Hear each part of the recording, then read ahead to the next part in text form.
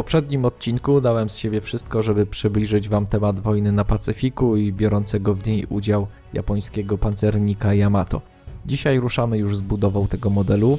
Będzie to taki odcinek rozpoznawczy, skleję kilka pierwszych elementów i ogólnie zobaczymy, czego się można spodziewać po zestawie firmy Tamiya. Tak jak przed budową każdego innego modelu, zacząć wypada od zapoznania się z instrukcją. Zwłaszcza jest to wskazane, jeśli nigdy wcześniej nie sklejaliśmy danego rodzaju modelu, czyli w tym przypadku okrętu. Instrukcja tutaj nie jest specjalnie złożona, zaledwie 15 punktów, ale niektóre z nich są dosyć rozbudowane ze względu na ilość detali. Właśnie, jeśli chodzi o detale, to mamy też przygotowany przez firmę Eduard zestaw elementów fototrawionych do tego konkretnego zestawu.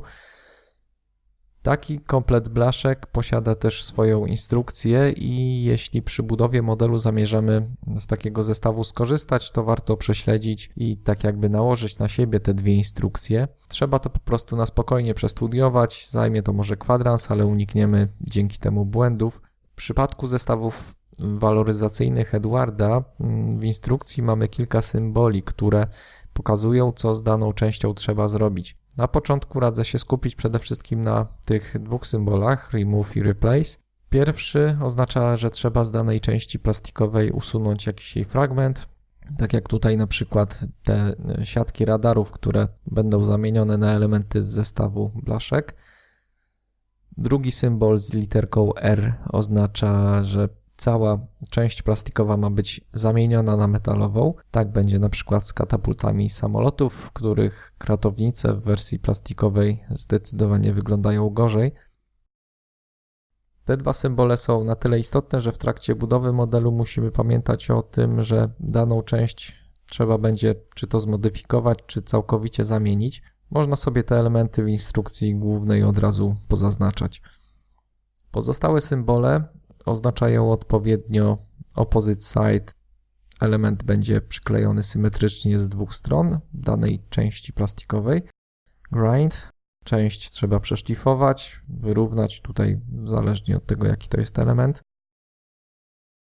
Bend. Część musi zostać odpowiednio zagięta, uformowana. W instrukcji mamy jeszcze przy niektórych polach litery, które tutaj odnoszą się do tego, co należy zmienić na pokładzie głównym i ich znaczenie znajdziemy w dalszej części instrukcji. Dzisiaj blaszkami się nie będę zajmował, myślę, że przeznaczymy na to następny odcinek, w którym opowiem, jak się z nimi obchodzić w praktyce. Teraz tylko mówię o tym, ponieważ trzeba odpowiednio patrzeć na instrukcję już od początku i wziąć poprawki na ewentualne zmiany związane z tymi dodatkami. Mamy też lufy dział firmy Aber do kompletu, ale tutaj sprawa jest stosunkowo prosta. Odcinamy plastikowe lufy, nawiercamy otwory i wklejamy te metalowe, lepiej odwzorowane. Także co do instrukcji, to proponuję poświęcić chwilę i przed budową ją w miarę dokładnie obejrzeć. Tak jak mówiłem, wystarczy jakieś 15 minut i już model budować się będzie łatwiej, bo wiadomo co, gdzie na nas czeka. No i zaczynamy budowę od kadłuba. Wycinam niepotrzebny fragment ramki ze środka i usuwam linie podziału, które są na dziobie i rufie dosyć wyraźne.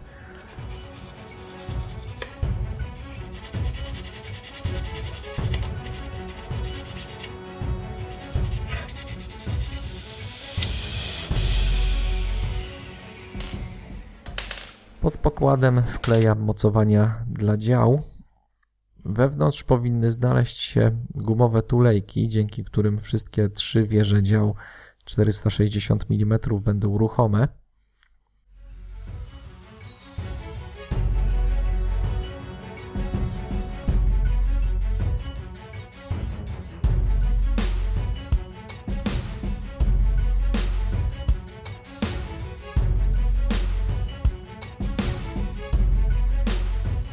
Do kadłuba przyklejam kotwice rufowe.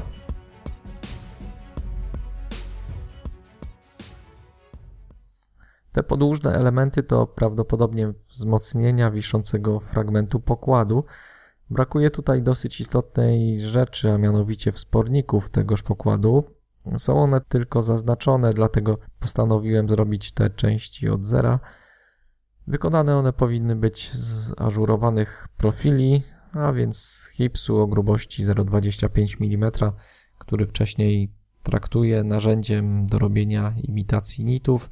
Wycinam cienkie paski. Zaznaczone nitownicą punkty można dodatkowo nawiercić. Efekt będzie jeszcze lepszy.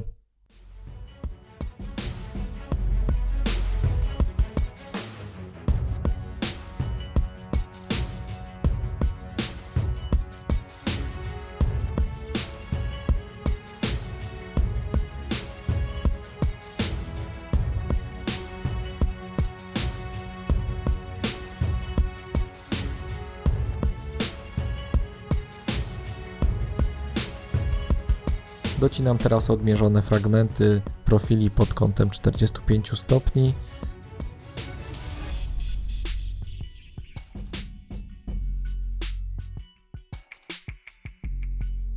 Konstrukcja ta miała mniej więcej taki wygląd.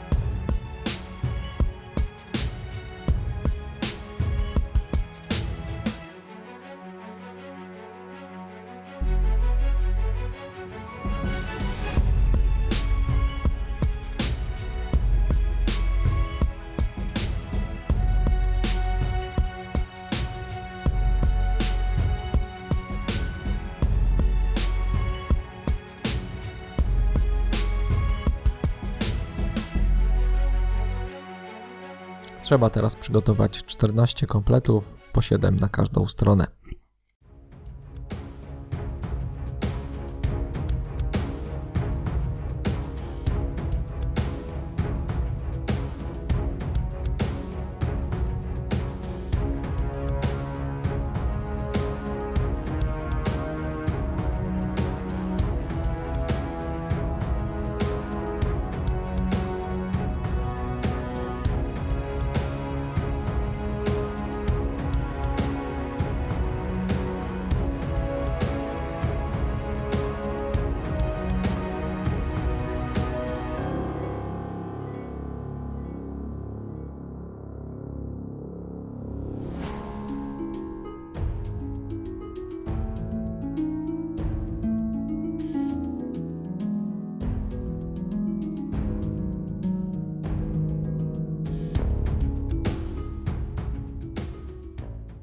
Usuwam niepotrzebne już fabryczne wsporniki.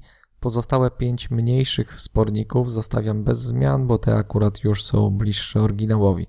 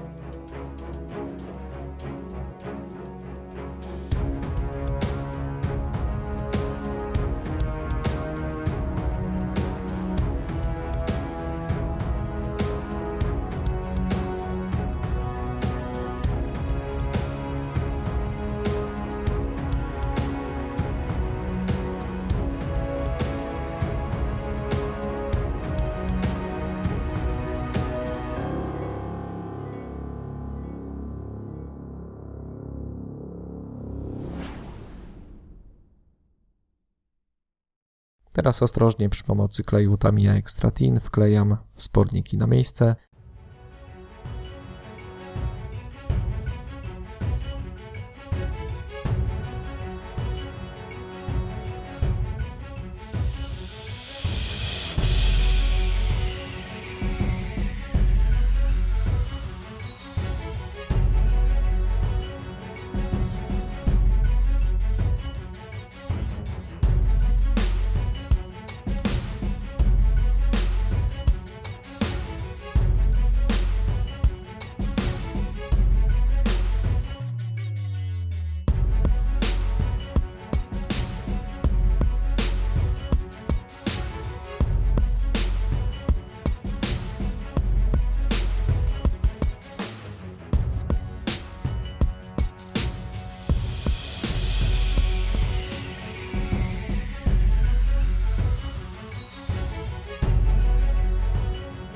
Skleję teraz wstępnie konstrukcję tylnej wieży. Będą do niej jeszcze przyklejane części fototrawione, ale to zostawię na później.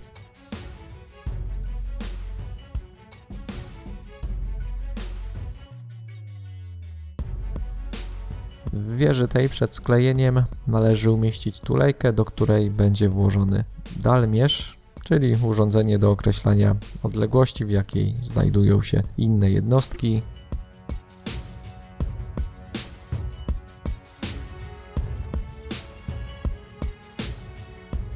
Z dwóch połówek sklejam jeszcze komin i widzę, że szykuje się następna rzecz do zrobienia. Komin od góry nie powinien tak wyglądać. Spodziewałem się, że to zwieńczenie komina będzie wśród elementów na blaszkach fototrawionych Edwarda, ale niestety go nie ma. Nic się wielkiego jednak nie dzieje. Zrobimy to, mam nadzieję, trochę lepiej niż tutaj w tej części plastikowej. Ważne w każdym razie, żeby do kanału komina był prześwit. Taki zaklejony komin nie wygląda za dobrze. To w kolejnym odcinku. Następny odcinek zapowiada się zatem ciekawie. Zaczniemy pracować też z elementami fototrawionymi i ogólnie widzę, że przy tym modelu nudno nie będzie. Słyszymy się zatem w kolejnej części. Na dzisiaj dzięki za uwagę. Pozdrawiam serdecznie. Cześć.